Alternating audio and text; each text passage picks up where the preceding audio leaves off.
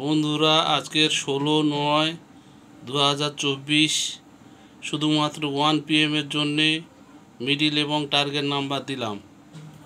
16/9/2024 মনে রাখবেন, 16/9/2024 শুধুমাত্র 1 PM এর জন্যে মিডিল এবং টার্গেট নাম্বার দিচ্ছি।